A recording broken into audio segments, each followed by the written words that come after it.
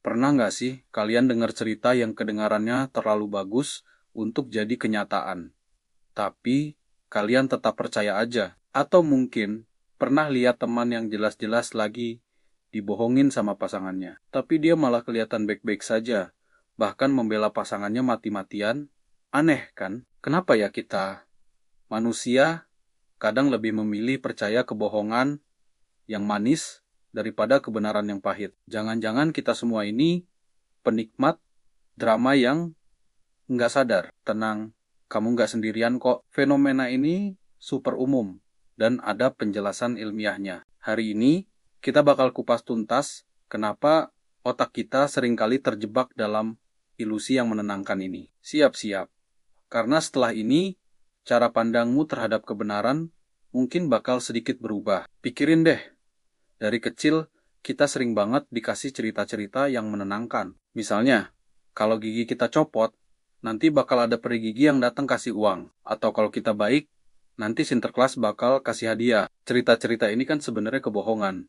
Tapi kebohongan yang bikin kita merasa aman, nyaman, dan termotivasi. Nah, kebiasaan ini ternyata kebawa sampai kita dewasa. Bedanya, peri gigi dan Sinterklas sekarang berubah bentuk jadi janji-janji manis dari politisi, klaim bombastis dari produk pelangsing instan, atau bahkan validasi semu dari media sosial yang bilang kita harus selalu bahagia. Tanpa sadar, kita terus mencari peri gigi versi dewasa dalam hidup kita. Kita mendambakan cerita yang simple, yang punya akhir bahagia, dan yang paling penting, yang nggak bikin kita pusing. Karena, jujur aja, hidup ini kan udah cukup rumit, ya kan? Nah, ini dia biang kerok utamanya. Otak kita tuh pada dasarnya pemalas. Bukan malas dalam artian nggak mau kerja ya, tapi malas dalam artian efisiensi energi. Otak kita selalu mencari jalan pintas untuk memproses informasi. Kebenaran yang kompleks, yang punya banyak sisi, yang abu-abu, itu butuh energi besar untuk dicerna. Bayangin, kamu harus baca jurnal penelitian setebal bantal buat ngerti satu topik. Pusing kan? Nah, di sisi lain, kebohongan yang simpel dan menenangkan itu ibarat makanan cepat saji, gampang didapat, cepat dinikmati, dan langsung bikin kenyang meskipun kita tahu gizinya nggak seberapa. Misalnya, saat ada berita minum air lemon setiap pagi, bisa menyembuhkan segala penyakit. Otak kita langsung, wah, gampang banget, nggak perlu olahraga, nggak perlu jaga makan, cukup minum lemon. Ini adalah jalan pintas kognitif yang disebut heuristik. Otak kita lebih suka informasi yang mudah diproses dan sesuai dengan apa yang sudah kita yakini sebelumnya, fenomena yang disebut bias konfirmasi. Jadi, ketika sebuah kebohongan terasa nyaman dan familiar, otak kita dengan senang hati akan menerimanya tanpa banyak tanya. Ini bukan karena kita bodoh, tapi karena otak kita didesain untuk hemat energi. Sekarang kita masuk ke bagian yang sedikit lebih dalam. Ilusi kontrol. Manusia itu punya kebutuhan dasar untuk merasa punya kendali atas hidupnya. Kita nggak suka sama yang namanya ketidakpastian. Ketidakpastian itu bikin cemas, bikin stres. Nah, kebohongan seringkali menawarkan sebuah ilusi kontrol.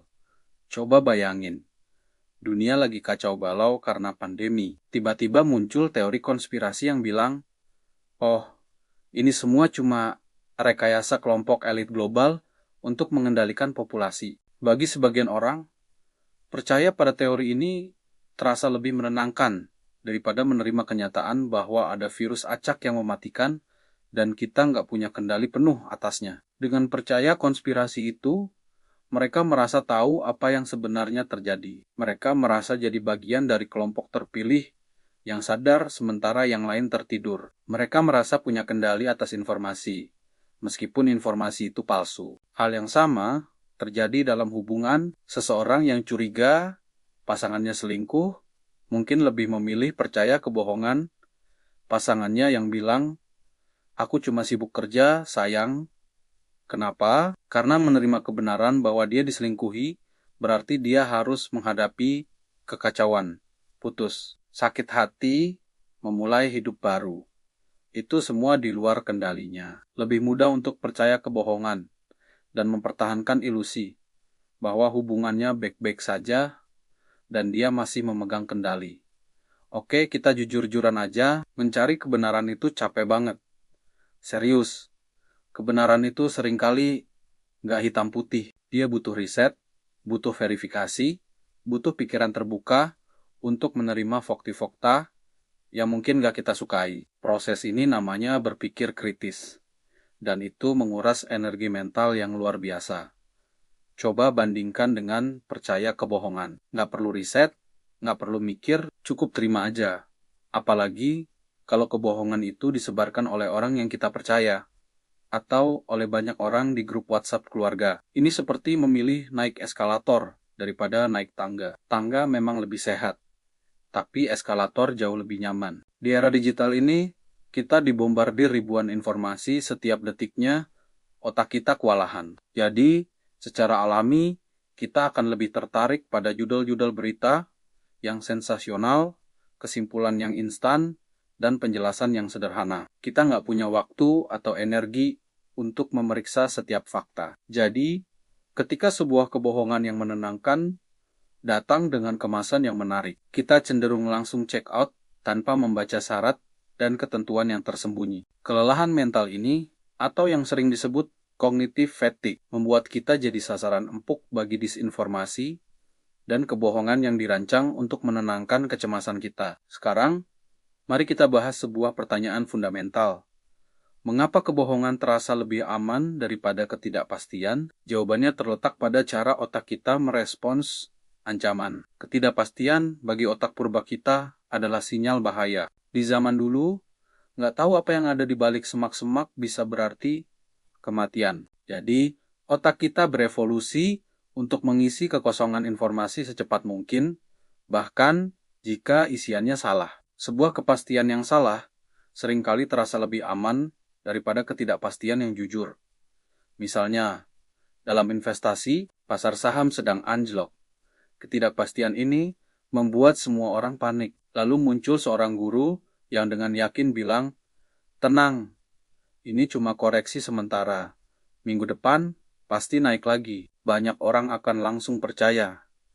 Kenapa? Karena ramalan itu, meskipun tidak berdasar, memberikan kepastian, itu mengubah ketidakpastian yang menakutkan menjadi sebuah narasi yang bisa dipahami dan punya akhir yang positif. Ini jauh lebih nyaman daripada menerima fakta bahwa tidak ada seorang pun yang benar-benar tahu apa yang akan terjadi. Kebohongan di sini berfungsi sebagai pelampung di tengah lautan badai ketidakpastian. Meskipun pelampung itu mungkin bocor, untuk sesaat, ia memberikan rasa aman yang sangat kita butuhkan. Level selanjutnya yang lebih berbahaya adalah ketika kebohongan itu sudah bukan lagi sekadar informasi yang kita percaya, tapi sudah menjadi bagian dari identitas kita. Ini sering terjadi dalam kelompok, entah itu kelompok politik, komunitas hobi, atau bahkan lingkaran pertemanan. Ketika sebuah kelompok dibangun di atas serangkaian keyakinan atau kebenaran tertentu, mempertanyakan keyakinan itu sama saja dengan mengkhianati kelompok. Misalnya,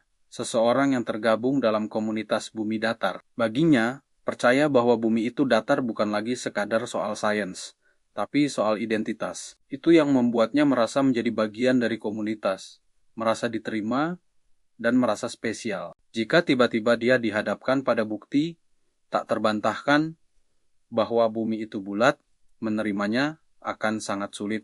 Karena itu berarti dia harus mengakui bahwa dia salah, bahwa komunitasnya salah, dan dia mungkin akan kehilangan teman-teman serta rasa memiliki yang selama ini dia dapatkan. Dalam kasus ini, kebohongan menjadi benteng yang melindungi ego dan identitas sosial seseorang. Melepaskan kebohongan itu sama dengan meruntuhkan sebagian dari dirinya sendiri. Makanya, semakin lama seseorang memegang sebuah kebohongan, semakin sulit baginya untuk melepaskannya. Karena kebohongan itu sudah menyatu dengan jati dirinya. Jadi, setelah kita jalan-jalan menyelami labirin pikiran manusia, apa kesimpulannya? Apakah kita ditakdirkan untuk jadi pencari kebohongan yang nyaman? Nggak juga. Kesadaran adalah langkah pertama. Dengan mengerti kenapa otak kita cenderung memilih jalan pintas yang nyaman, kita bisa jadi lebih waspada. Kita bisa mulai melatih otot berpikir kritis kita. Mulailah dengan hal-hal kecil. Setiap kali menerima informasi yang kedengarannya terlalu bagus atau terlalu simpel, coba ambil jeda sejenak. Tanyakan pada diri sendiri, siapa sumbernya, apa buktinya, apa mungkin ada penjelasan lain? Memang, menghadapi kebenaran yang pahit itu tidak nyaman. Itu bisa bikin kita marah, sedih, atau kecewa. Tapi, hanya dengan menghadapi kebenaran itulah kita bisa benar-benar tumbuh. Hanya dengan menerima kenyataan, sepahit apapun itu, kita bisa membuat keputusan yang lebih baik untuk diri kita dan masa depan kita. Memilih kebenaran daripada kebohongan yang nyaman adalah sebuah pilihan sadar. Pilihan yang butuh keberanian. Tapi, percayalah, dalam jangka panjang, hidup di atas fondasi kebenaran, meskipun kadang goyah, jauh lebih kokoh dan membebaskan daripada terkurung dalam sangkar emas ilusi yang menenangkan. Terima kasih sudah nonton sampai akhir. Semoga obrolan kita hari ini bisa bikin kita semua jadi sedikit lebih bijak dalam memilah informasi. Jangan lupa like, komen, dan subscribe ya, biar kita bisa terus belajar hal-hal keren bareng-bareng. Sampai jumpa di video selanjutnya.